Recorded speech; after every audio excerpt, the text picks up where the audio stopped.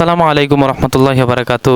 আপনারা সকলে কেমন আছেন? আপনাদের সামনে আজকে একটি বিষয় নিয়ে আমরা এসেছি। আজকে আমরা এআইকে প্রশ্ন করব। আজকে তো বর্তমানে ইদানিং বড় বড় আলেমদেরকে প্রশ্ন করতে করতে মানুষ ক্লান্ত হয়ে গেছে। এখন আমরা এআইকে প্রশ্ন করব আমাদের রাসূল সাল্লাল্লাহু আলাইহি সাল্লামের চরিত্রের বিষয়ে। এখন রাসূলুল্লাহ সাল্লাল্লাহু আলাইহি সাল্লামের চরিত্রের বিষয়ে আমরা এআইকে প্রশ্ন করব, কারণ বিভিন্ন বড় বড় টাইটেল লাগাওয়ালা আলেমরা বাংলাদেশের মধ্যে বিভিন্ন ফতোয়া দিয়ে থাকে, যে ফতোয়ার মাধ্যমে সকলে সন্তুষ্টি নয়। সেজন্য আমরা আজকে এআইকে প্রশ্ন করব, এআই টেকনোলজিকে আমরা প্রশ্ন করব যে আমাদের রাসূল সাল্লাল্লাহু আলাইহি সাল্লামের চরিত্র কেমন ছিলেন। এখন আমরা এআইকে প্রশ্ন করতে যাচ্ছি, যে এখন শুরু করছি আমরা।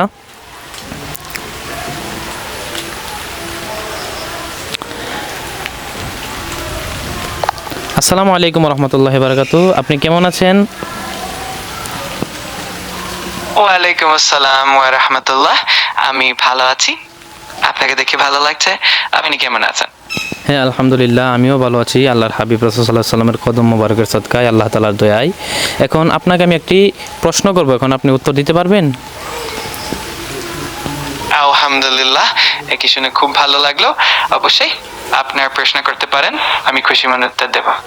আমার প্রশ্নটি হচ্ছে যে আল্লাহ তাআলা রব্বুল আলামিনের এই সৃষ্টি জগতের মধ্যে, ওনার সৃষ্টির মধ্যে সর্বোত্তম আদর্শের অধিকারী এবং সর্বোত্তম মর্যাদার অধিকারী এবং সর্বোত্তম চরিত্রের অধিকারী কোন ব্যক্তি ছিলেন? আপনার প্রশ্নের উত্তর হলো, আল্লাহ তাআলা সৃষ্টির মধ্যে সর্বোত্তম আদর্শের অধিকারী, সর্বোচ্চ মর্যাদার অধিকারী এবং সর্বোত্তম চরিত্রের অধিকারী ছিলেন হযরত মুহাম্মদ সাল্লাল্লাহু আলাইহি ওয়াসাল্লাম। তিনি মানুষের জন্য চিরন্তন আদর্শ এবং রহমতের প্রতীক। রহমত, রাইট।